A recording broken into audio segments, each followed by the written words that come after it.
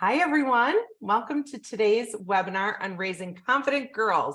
I'm Teresa Gerlinski, Executive Director of Programming and Thought Leadership here at Hightower, where we believe that wealth and wellness go hand in hand. So because March is International Women's Month, we wanted to take the time to learn about the ways we as parents, grandparents, educators, and as a society can help the health and wellness of future women. We want to talk about our girls.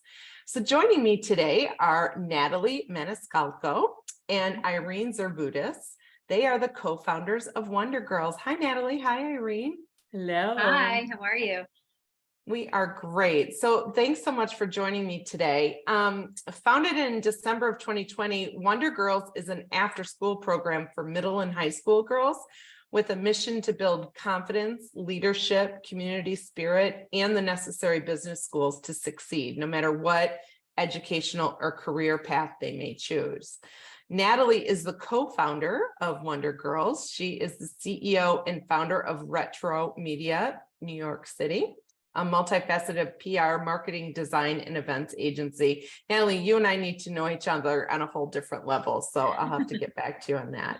And Natalie has a true passion for empowering young girls to see their potential and finding their own path to success and happiness. Irene is the co-founder of Wonder Girls as well, and she is a marketing and business development professional. She's a super mom of 3 teenage girls. Irene is inspired by each of them on a daily basis and loves that through Wonder Girls, her own daughters are able to be surrounded by incredible and inspiring women and girls. So thank you. We're so lucky to have both of you. I'm going to excuse myself and let you share all of your knowledge with us. But for all of you out there attending, if you do have questions, feel free to enter them using the Q&A section, and then we'll address those at the end. So ladies, take it away. Thank you so much. This is such an honor to be able to present to everyone here, especially for Women's History Month. And talking about Wonder Girls is our favorite thing. So as Teresa had mentioned, we are a girls empowerment program, and we cater to middle and high school as well as college girls. We are a 501c3 nonprofit, and our program really is a very broad program because we take a whole student, whole girl approach to everything we do. So we are an after school program, and we also offer virtual programming, events, campaigns. We provide work and life experiences and also scholarships. And I just wanted to show you a few photos from some of our events that include kids from all over New York and New Jersey, in the suburbs of New York and New Jersey. And we're expected to be in New York City schools starting in September. Some of these photos just show you some of our volunteer days, as well as our professional development and self-development workshops. So Wonder Girls has 4 pillars, and these are all major pillars that are instilled within our girls. The first one that we always start with is with confidence, and we build a foundation of confidence that will help to lead them in their adult life. Then we go into leadership, which when we talk about leadership, it's not only about being a leader in our own communities, our schools, our homes, but what we love to say and tell our girls is be the CEO of your own life. It's now at the age of middle school, high school, when they really should start taking ownership of who they are and who they will become. The next is our community. So there's 2 facets here for community. Community is the squad and the network of women that we connect the girls with, supporting each other. That's a really big thing, is to, kind of take away that stigma of girls competing with each other and really creating a community within Wonder Girls. And then the community that we serve. So every month we work with nonprofit organizations to provide our girls with hands-on experiences for community service days. And then last but not least is our professional development skills, where they learn about everything and anything. Doesn't matter what they decide to go into, but these are skills that they will need for life when they start entering into the workforce and also start going into college. And then at the end of our program, and also throughout the year, as part of our other campaigns and events, we offer scholarships. And this year, we're really proud to say that we'll be offering 13 scholarships this year. So it also gives the girls sort of an incentive to be a part of the program. Whoop, I went backwards. And then I'll kick it off to Irene. Hi, so grateful to be here with all of you wonderful women. So this kind of speaks for itself. You can all read this. According to US studies, 7 in 10 girls believe they are not good enough or do not measure up in some way. 57% of teen girls consistently feel sad or hopeless. And I'm actually going to say this statistic probably goes this for adult women as well. I know even for myself, when we're in a room with, a lot of women, we compare ourselves to others. And that's part of the reason that we're doing Wonder Girls, is because we want these girls to build that confidence and self-esteem. So when they walk into a room, they're not part of, the 7 girls that don't feel good about themselves. So these are just some of the testimonials from our Wonder Girls in various schools. And again, they speak for themselves. Being a Wonder Girl means embracing your greatness while helping others embrace theirs. And the picture on the right is actually a community cleanup that we did with an organization called Keep Rockland Beautiful. I love being a part of Wonder Girls. To me, it means being confident and being an inspiration to others, and to also help others that need encouragement. And on the left, this picture is a community wardrobe drive that we did, or a clothing drive that we did, and we helped to fill the community closet, which is part of another organization in Englewood Cliffs, New Jersey, called the Women's Rights Information Center. And women go there when after they've been incarcerated or have come out of domestic abuse situations, and they go in and they find outfits that they can go on work interviews with. To be a Wonder Girl is to guide yourself and other young women to loving yourself and knowing how important and powerful you are, which is incredible to hear our girls saying these things after really just a short time of being part of our program. And then being surrounded by amazing people who constantly boost each other and are willing to help without even asking. Also having so many connections. And on the left, this picture is at People to People Food Pantry, where Goya Foods actually donated an enormous amount of food, and the girls packed bags and gave them to families in Rockland County who go through food insecurity week to week, really.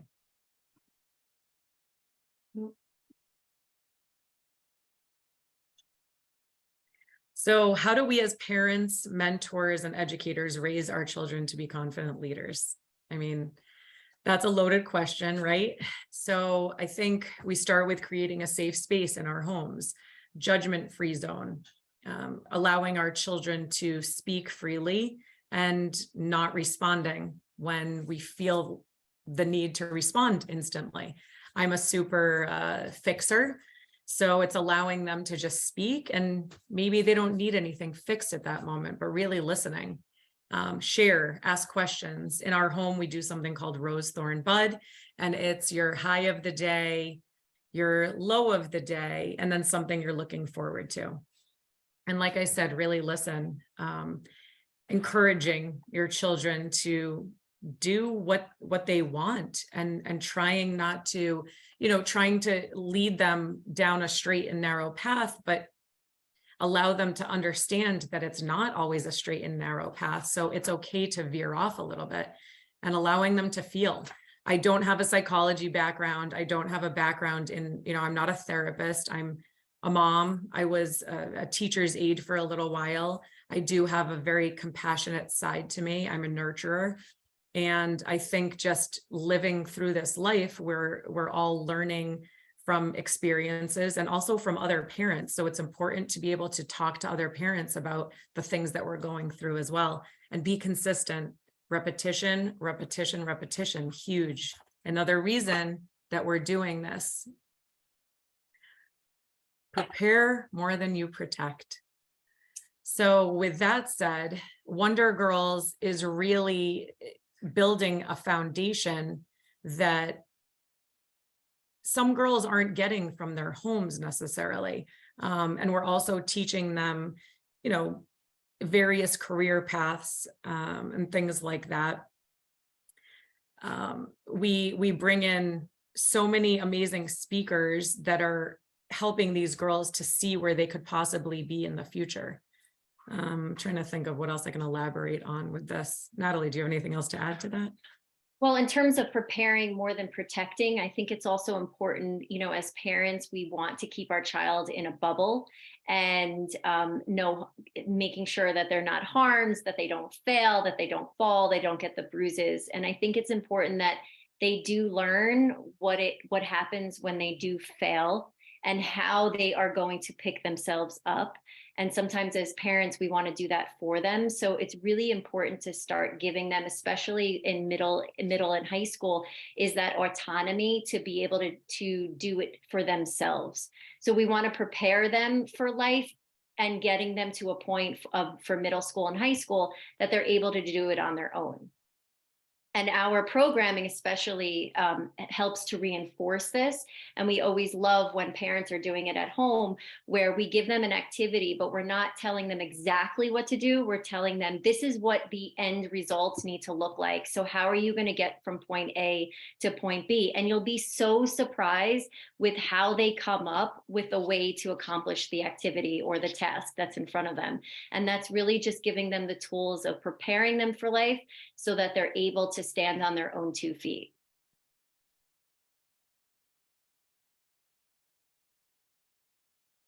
And again, boost your child's self-esteem by getting excited, be their best cheerleader. If they come home and they say, I want to go to college and become an artist, or they may say, I don't want to go to college. Really accepting what they're saying to you is a huge part of this. A lot of us as parents try to tell our kids what they should be or what path they should take in this life, and they end up as miserable adults, unfortunately. Natalie and I were originally, we had run a chapter of it was called The Business of We. It was for female entrepreneurs, and we were around women in their 30s, 40s, and 50s who were just so lost because they were told to do one thing, let's say as a teenager, and they went to school and they got their degree, and all of a sudden in their adult years, they're lost. And, that's a big part of kind of what Wonder Girls is trying to do. We're not their parents, no, but we're another cheerleader for these kids. And I always say it takes a village. So we're just part of that village. And leading by example, obviously, mind our words, assess our own attitudes, our feelings towards ourselves as women, myself included. Oh, my arms look fat in this outfit, or my belly is hanging over my jeans. I need to lose weight, this, that, the other thing. We have to be very careful what we say around our children. And we raise our kids they're looking at us constantly. So we really have to mind what we say. My daughters are very good at pointing out when I put myself down, because I'm not perfect. And I will say little things like that. My arms, that's one of my annoying things on my body, but I'm starting to accept them.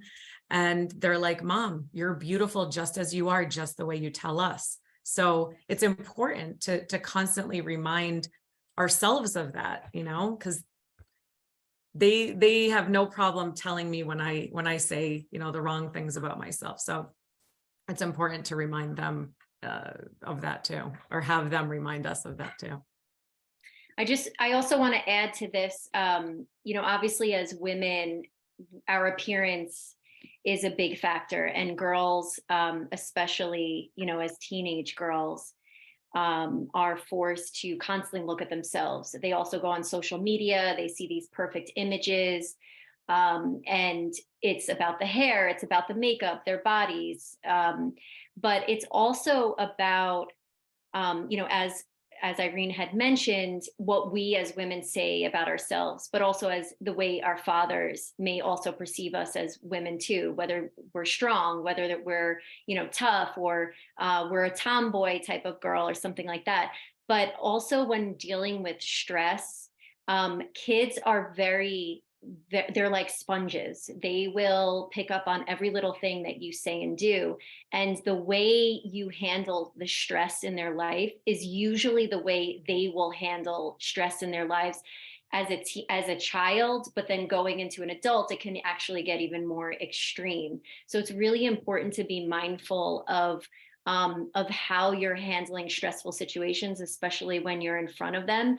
I am a stepmother. I don't have any children of my own, but as a daughter of two parents, I had two sort of, extreme parents. My dad was a yeller. He'd get angry really quickly, super loving and a wonderful father, but that was like his way of showing frustration. And then I had my mother, who was always calm, the best person to be around when you are in an emergency situation. And without even realizing it, I was, as a teenager and as probably into my college, I was developing more of my dad. So I would get angry very quickly and I would react to things by yelling. And then I became mindful of that. And I was like, that's not the way I want to be. I want to be more like my mom, where she remains calm. And so I was able to remember the way she handled those situations and how she continues to do that. And now I feel like that's the way I approach certain things.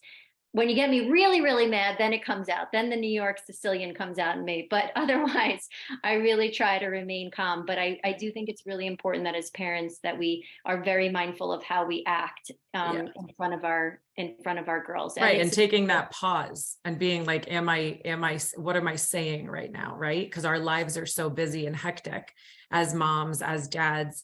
We have to take that pause, because it's just be in that moment, keep your feet planted on the ground and say, okay, is what I'm saying right now, how is this affecting my child? How is this affecting my relationship with my child? And how is this affecting me? It's huge. I'm going to answer this question from Molly, if that's okay.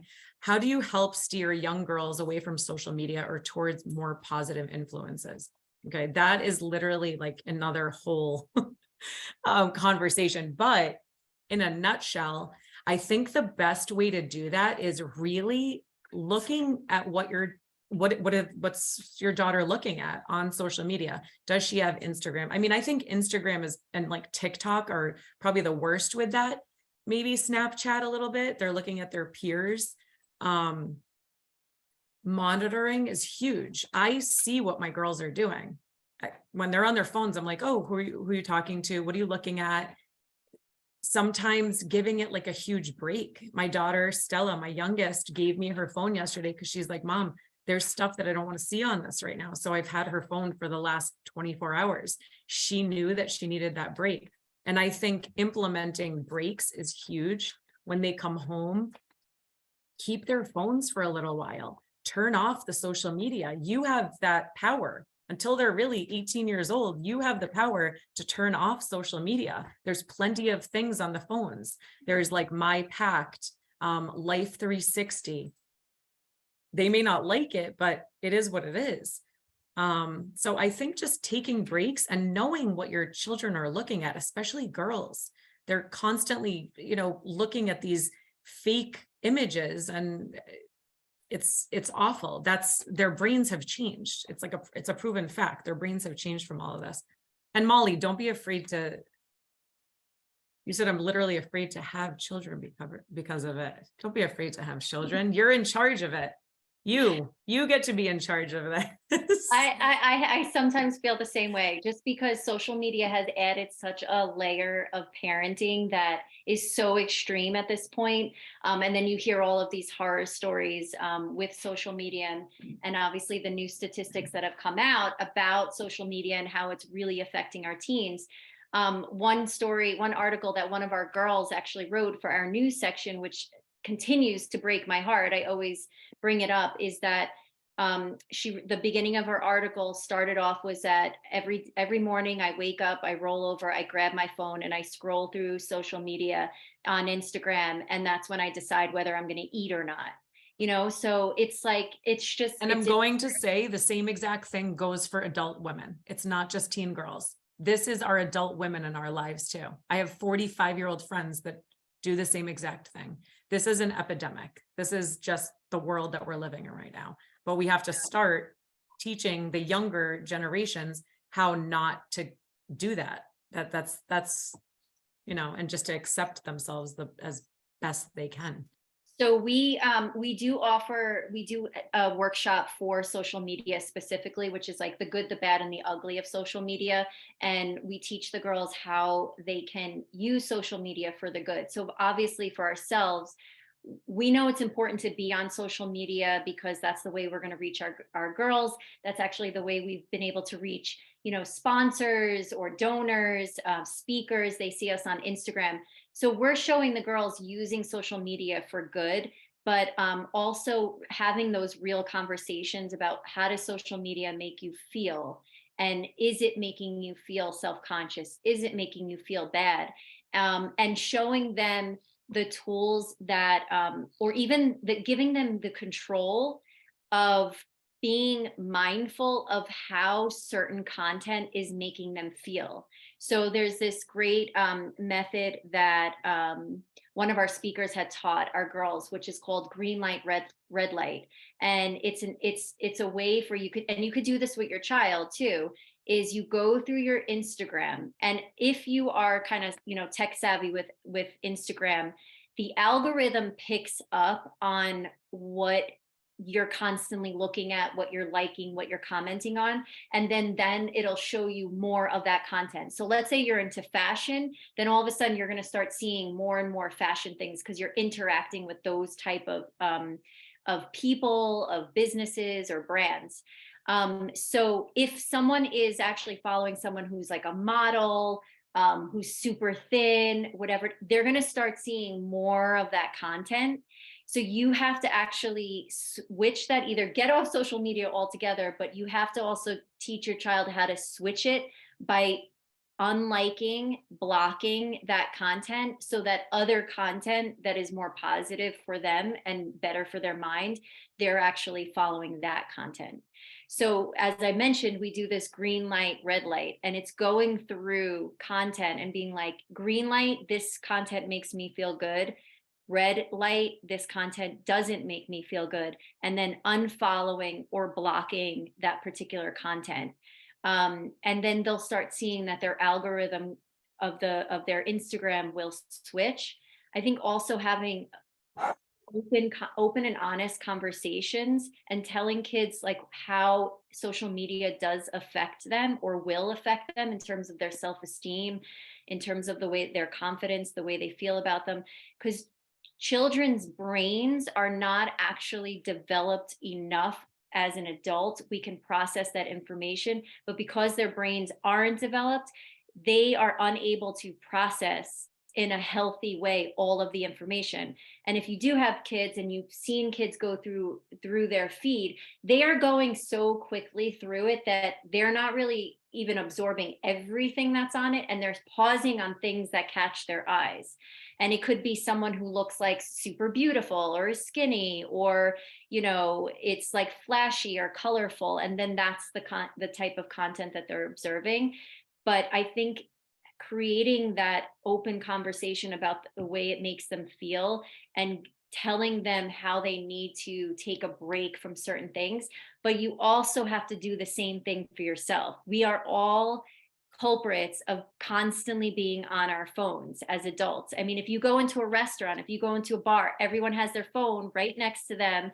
And whether they're on it while they're, eating or trying to have a conversation, it's just a constant in our lives. So as a parent, again, it goes back to leading by example. You have to start doing the same things and being conscious of what your habits are, because they're picking up on it. And even for myself, my stepdaughter will say, my thing is like, no technology at dinner. Put the phones away, put the iPads away. We have to have a conversation. It's family time. But if she sees, let's say, my husband on his phone, she's the first to say, "You're on your phone. Why can't I be on my phone?" So and she's right. And she's absolutely right. So it's really important to be mindful of how you're using social media, what your kids are looking at, what your girls are looking at, and then having that open conversation about giving yourself a break from social media, or even maybe doing an experiment with them. Let's say, let's take a week off from social media and then track, how did that make me feel? Did I feel better? Did I feel less anxious, less stressed? Even starting with one day, you start with one day and it actually makes a huge difference in their everything. It's unbelievable. It takes anxiety away from them. It takes so much anxiety off their plate. It's really interesting to watch. And then they might make that conscious of effort of not being on social media, deleting the app so that they don't see the app. It's not on top of mind. I actually know one woman, mother, who paid her son not to be on social media. So instead of doing chores, she said, if you're not on social media, I'll give you X amount of money. And it somehow worked. So that could be a little strategy to do. The other thing is, again, like leading by example and self-care is making sure that your child is getting daily exercise. Again, being on the phone, we're sedentary, being on video games, we're sedentary. It's really important that kids get enough exercise. Even if they have gym, they should be doing something else on the other days, every day, at least 30 minutes, whether they go out for a walk, whether they play outside, whatever it is. Another big thing, and this is also a factor of what phones are doing, is sleep habits. Kids are not, the recent study that came out by CDC is that, rates of suicide, feelings of anxiety, depression, hopelessness is on the all-time high. And what they're finding is that kids are not getting enough sleep. Kids need at least 9 to 10 hours of sleep. And because they're constantly on their phone, they have their phone next to their bed. Sometimes it's under their pillow, and they don't unlock the notification. So they're constantly getting buzzes of, oh, someone, just texted me, I got a notification on Instagram. So their sleep is being disrupted, and they're constantly being sucked into all these different text messages that are group texts that are going on.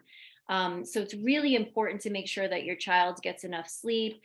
Set a time that everyone puts their phones away, kind of unwind from technology.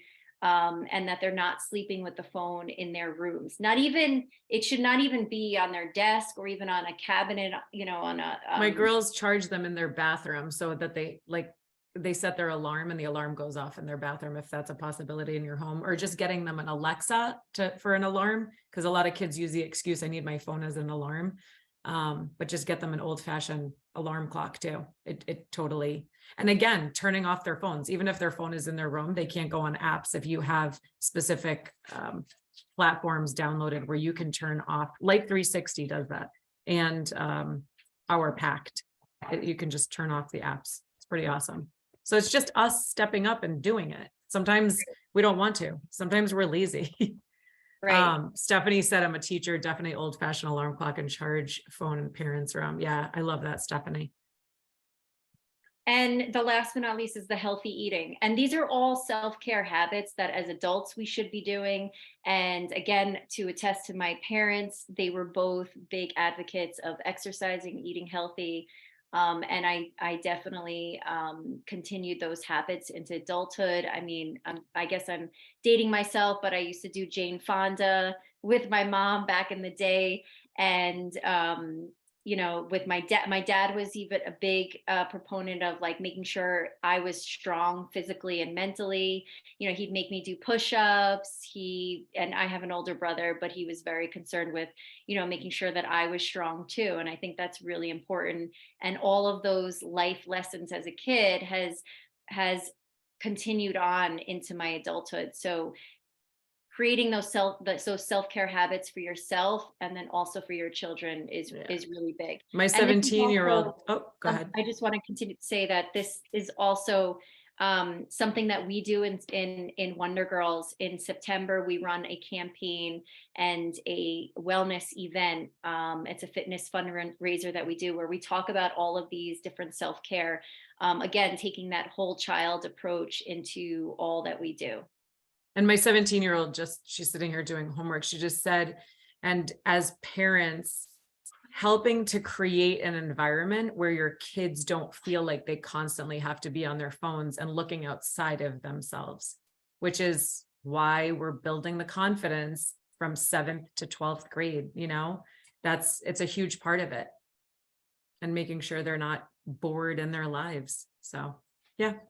That's Yeah, what she I just mean, pointed out too. what I love actually about our program is that I don't think I've ever had to say once, maybe once, can you put your phone away? They all have their phones away. So they're fully engaged with what we're doing, whether it's a volunteer day or whether it's a workshop, a professional development day. They are, when they're enjoying what they're doing, they're going to be fully engaged. And that's what's really important, is to seek out those opportunities for your girls, and boys, to be a part of things that don't involve being on social media and being on their phones. And this kind of leads into this I just want to slide. answer Stephanie's question for a minute.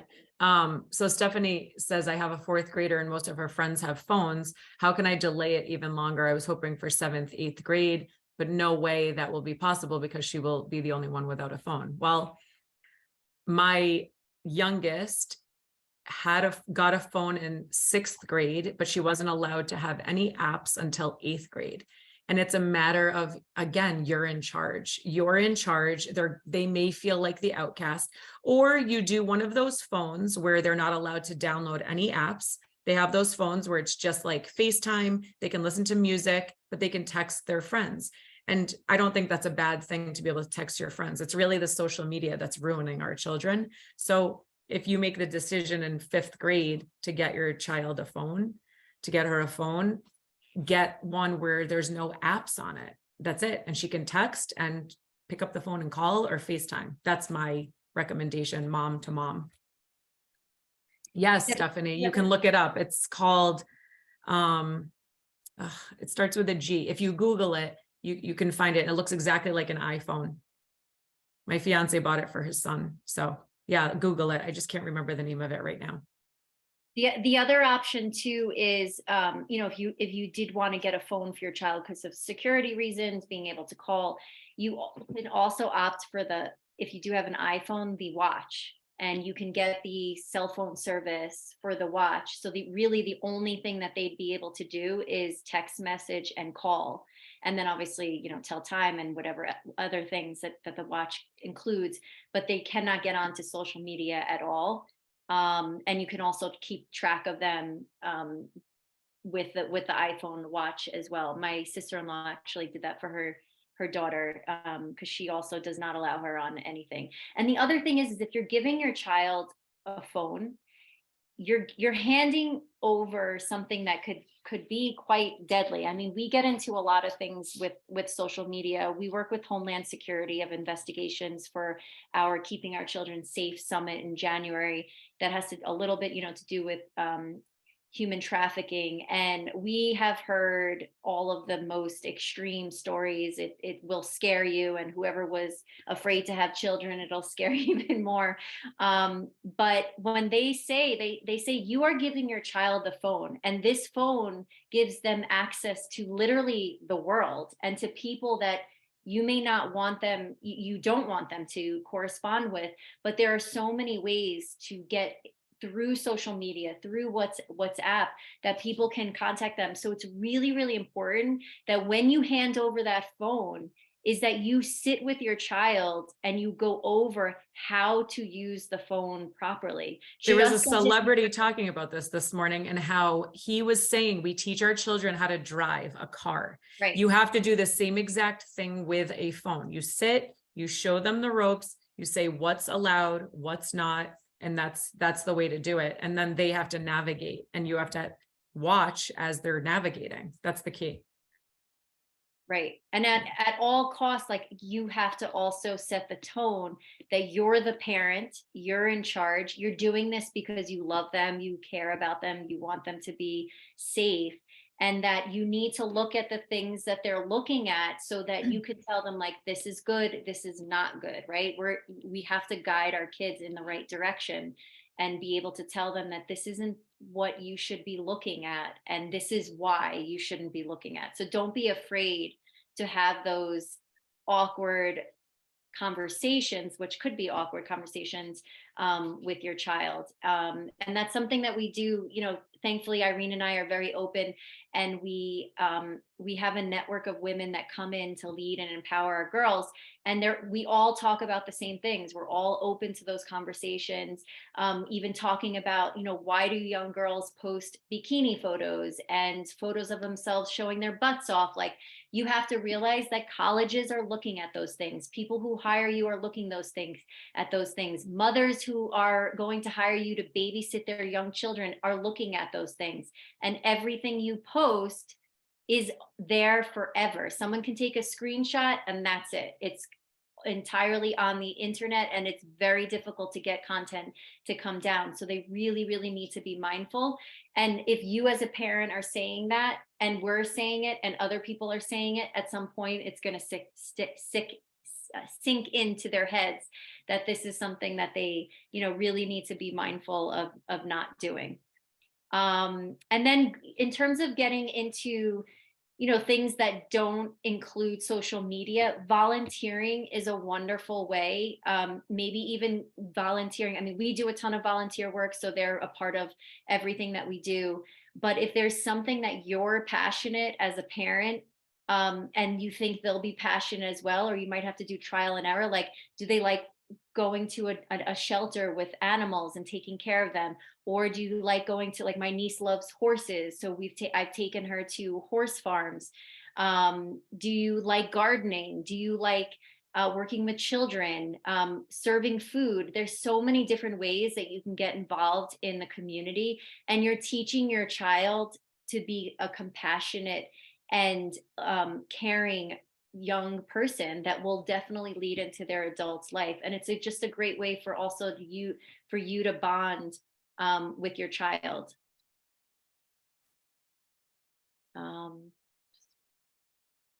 So these are just leading into what we like to call our 7 life lessons for a confident leader. This is kind of like an example of what we teach our young girls, but it's also a great way to, you know, a great lessons to go back to your child at home and reinforce the things that they might be learning in school or might be learning with a program like ours.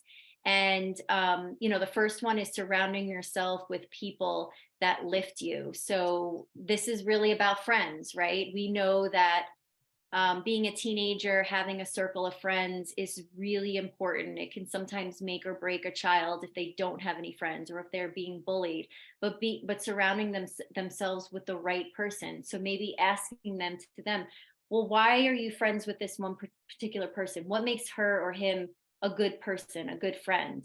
And if they're saying the right things, then you know that they're hanging out with the right person. But if they're not, then it's kind of giving them an idea of like, well, maybe you should hang out with someone that does X, Y, and Z, as opposed to something that's negative or makes them feel badly. And eventually, as they grow, they'll start learning who makes a good person, who makes a good friend.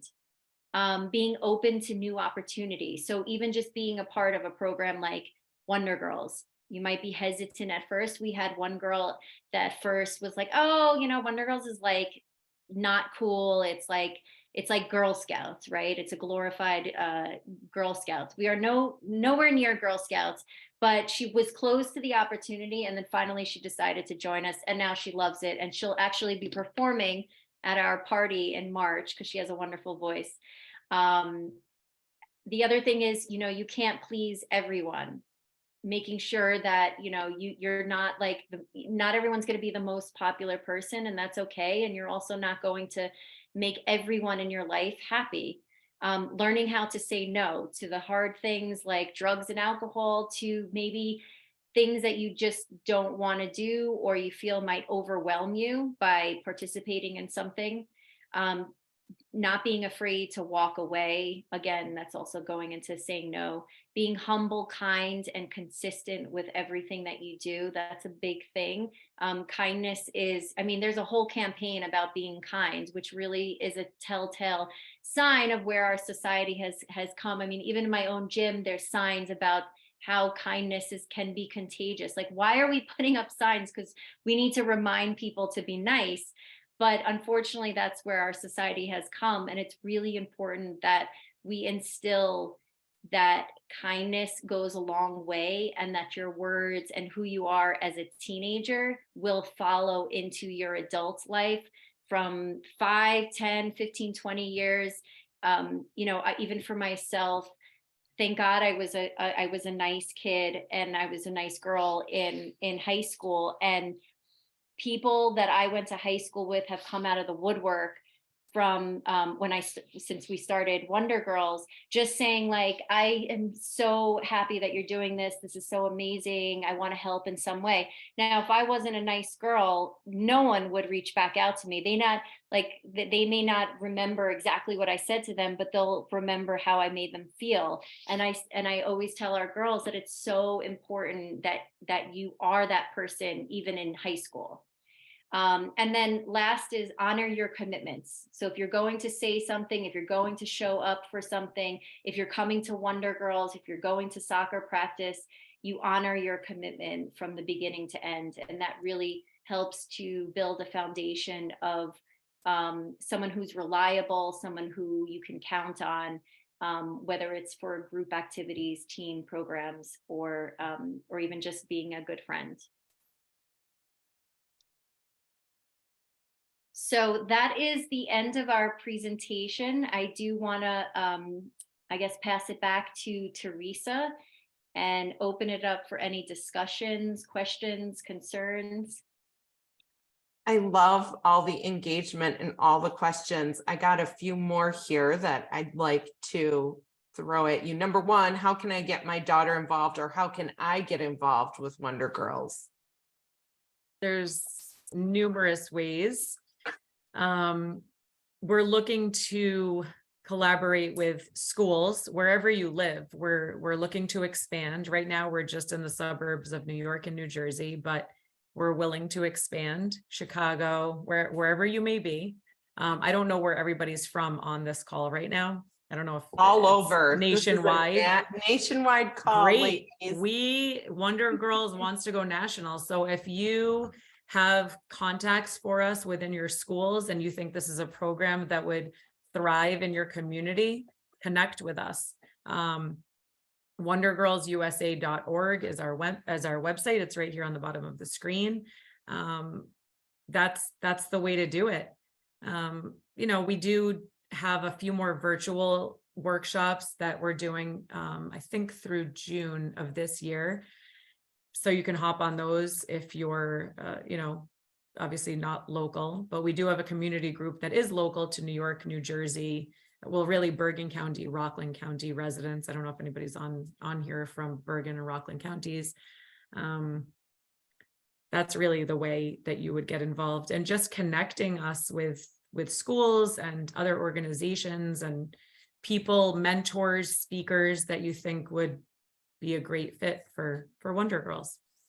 That's yeah, or wonderful. if you yourself wanted to become a speaker or a mentor, we have a application on our website, wondergirlsusa.org. If you go into the section where it says get involved, the application is there.